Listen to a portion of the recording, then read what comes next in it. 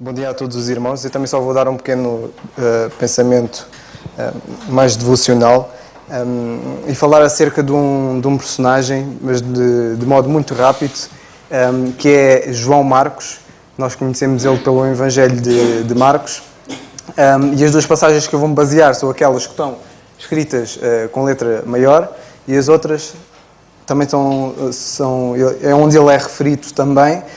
Mas eu vou-me focar principalmente nessas duas. Os irmãos, se quiserem, podem tirar notas e assim já têm uma perspectiva para depois analisarem em casa esta personagem.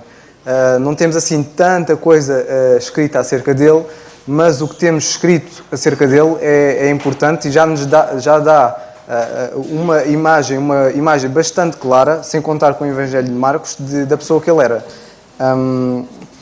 E o que eu vou-me focar é Atos 15:39, que é o primeiro que está destacado.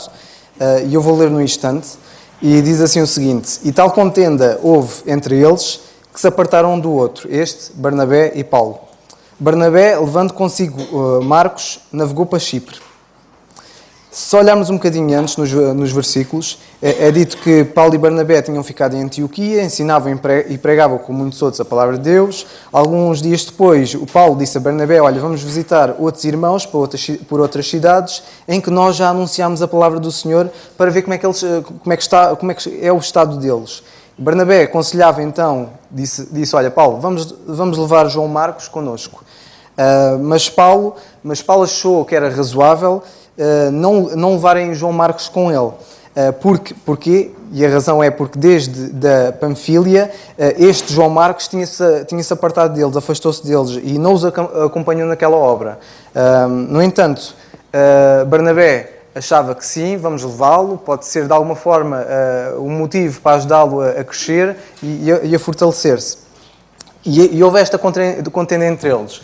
Eu não sei se vocês, ao lerem assim um pouco superficialmente esta passagem, mas as primeiras vezes que eu li, eu fiquei um bocado numa discussão interior de quem é que tinha razão. Será que era Paulo que tinha razão? Será que era Barnabé que tinha razão em insistir, olha, vamos levar ele, a gente pode, se calhar, o Senhor pode transformar a vida dele e nós, no serviço, alguma coisa pode mudar. Numa discussão destas, eu ficava nesta luta, quem é que tem razão ou não? Será que é Paulo, Barnabé? Não cheguei a nenhuma conclusão. Mas deixem-nos dizer que, de alguma forma, não há nenhuma conclusão que nós devemos chegar. Há necessidades diferentes.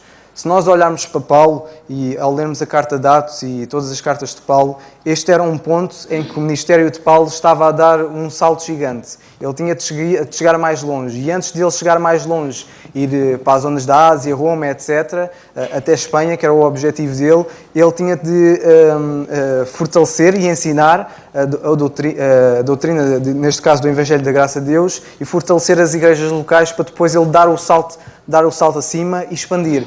Isto é quase como a nível do negócio. Nós, quando montamos um negócio, ao fim de um tempo, o nosso negócio tem de crescer. E se nós não crescermos, ele fica ali parado, estagnado e se calhar até pode morrer. E de Paulo, o objetivo era este. Ele estava numa altura em que ele precisava de homens de Deus, firmes, que com ele ajudassem a crescer e a levar a palavra de Deus mais longe. Barnabé era esse homem. É por isso que Barnabé andava com Paulo. Mas João Marcos não. João Marcos não tinha esse calibre. No entanto, Barnabé, que era um homem de Deus, também tinha uma visão um pouco diferente de Paulo. Ele queria, neste caso, fortalecer.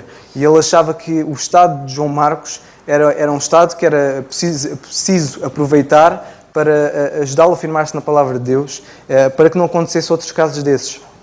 E a verdade é que ambos, um foi para um lado e outro foi para o outro.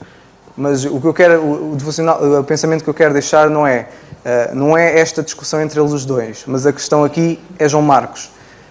E às vezes o que me preocupa é, aqui na igreja, será que nós somos parecidos com Paulo? Será que nós queremos levar a palavra de Deus mais longe? Queremos fortalecer-nos e crescer ainda mais?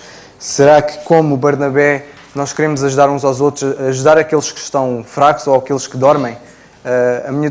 O que me preocupa não é nós queremos ser estes dois, é importante nós sermos parecidos e é importante nós termos a noção que nós devemos fortalecer a nossa comunhão com Deus e devemos servi-lo, e servi-lo em qualquer área. E tanto Paulo como Barnabé estavam a fazer isso, em áreas diferentes, e áreas que o foco deles era diferente. Mas às vezes preocupa-me que nós não sejamos nem parecidos com Paulo, nem com Barnabé, mas alguns sejam parecidos com João Marcos, em que João Marcos, nós vemos que João Marcos afastou-se deles, apartou-se deles e não acompanhou-os na obra que desde Panfilia eles estavam a fazer, fugiu. E quando eles, se calhar, provavelmente mais precisavam de João Marcos, não o tinham, ele foi-se embora. E às vezes somos esse João Marcos. Há pessoas que...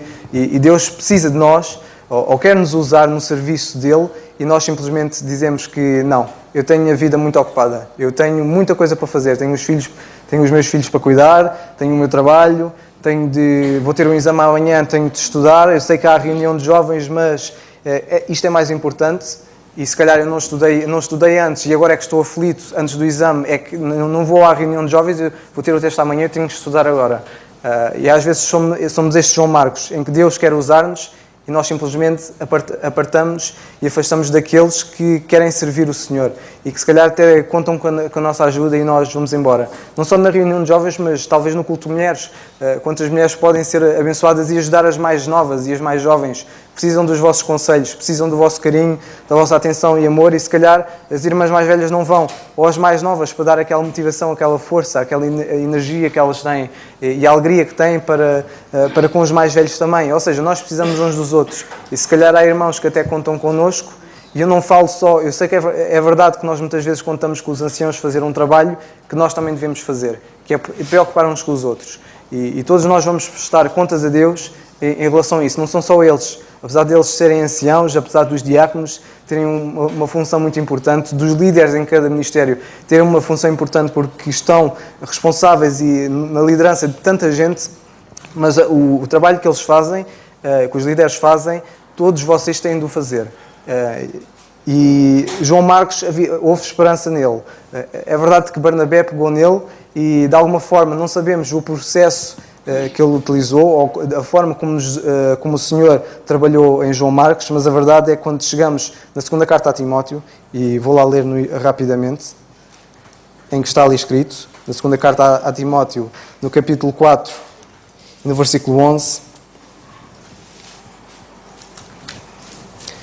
Paulo diz que no fim do seu ministério, Paulo estava prestes quase a ser morto, ele já tinha acabado a sua carreira. Ele diz que só Lucas estava com ele. E disse para Timóteo pegar em Marcos e trazer com ele. E ele diz porquê? Porque Marcos, este João Marcos que se tinha apartado de Paulo, era muito útil para o ministério dele.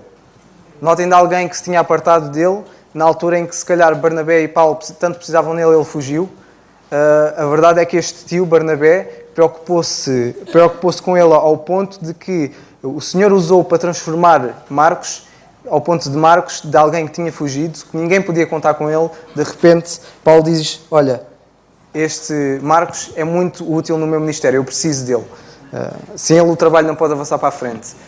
E às vezes preocupa-me que alguns de nós nem sequer sejamos como João Marcos. João Marcos, alguém que se apartou, que ainda assim o Senhor trabalhou no coração dele e usou o tio para fazer esta obra e ele foi completamente transformado. Alguém que se calhar era considerado inútil foi considerado essencial no ministério e às vezes preocupa-me que alguns de nós nem sequer sejamos como João Marcos, que todos os dias, todos os domingos ou quartas-feiras ou nas reuniões de jovens, seja que idade for, sentamos e simplesmente sentamos nestas cadeiras e adormecemos. Estamos aqui a dormir. O Senhor conta connosco, o Senhor, é verdade que o Senhor não nos precisa de nós essencialmente, Ele pode utilizar outras pessoas, mas se calhar isso podia ser motivo para nós crescermos, para nós ajudarmos a sermos mais sábios, ajudarmos a levar a palavra de Deus mais longe, a haver pessoas que se calhar até podiam se ter convertido por meio de nós e mais tarde dizer, olha, aquele irmão, o Senhor usou para que eu aceitasse o Senhor e nós simplesmente estamos sentados nas nossas cadeiras a dormir. E isso não acontece. E isso é que me preocupa. Espero que, e todos nós que pensemos nisto, que pelo menos sejamos como João Marcos. João Marcos era considerado inútil e o Senhor transformou-o completamente. E apesar destes três perfis, cada um de nós pense e pense como é que a minha vida está, como é que eu estou. Será que eu estou na igreja e estou a dormir? Com tanta coisa para fazer. Nós não precisamos, vocês não precisam estar aqui no púlpito a pregar ou no culto de mulheres a pregar ou o que for. Simplesmente basta preocupar-me com o irmão. Basta simplesmente olhar à nossa volta e ver as necessidades que há, as pessoas que precisam da nossa ajuda ou que se calhar precisavam de uma mensagem com um versículo durante a semana. Eu acho que isso, eu pessoalmente vejo que isso vale mais a pena nós preocuparmos com os irmãos, preocuparmos com as pessoas à nossa volta e levar a palavra deles até mesmo com pensamento, do que se calhar estamos no ministério ou ali na multimédia. Claro que a multimédia é essencial, mas há 2000 anos não havia isto e as coisas funcionavam na mesma. Porquê? Porque as pessoas as pessoas são mais importantes. Almas, o Senhor valoriza a alma. Se para o Senhor uma alma vale mais que o mundo, se vale o sangue do Senhor Jesus Cristo, quanto mais para nós. Não precisamos estar no ministério, precisamos de ir até às pessoas. Que o Senhor nos abençoe. Vamos terminar com a oração.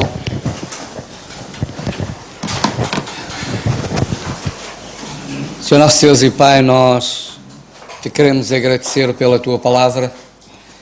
Te queremos agradecer, Senhor, pela pessoa bendita e gloriosa do Senhor Jesus Cristo. E ajuda-nos, Senhor, a entender a todos quantos aqui estamos que não há outro nome debaixo da terra, na terra, pelo qual devemos ser salvos. Que todos nós que aqui estamos possamos de facto entender que o Senhor Jesus Cristo é o Salvador. Continua connosco, Senhor, continua a falar aos nossos corações e, Senhor, que nos conduzas com a Tua mão poderosa.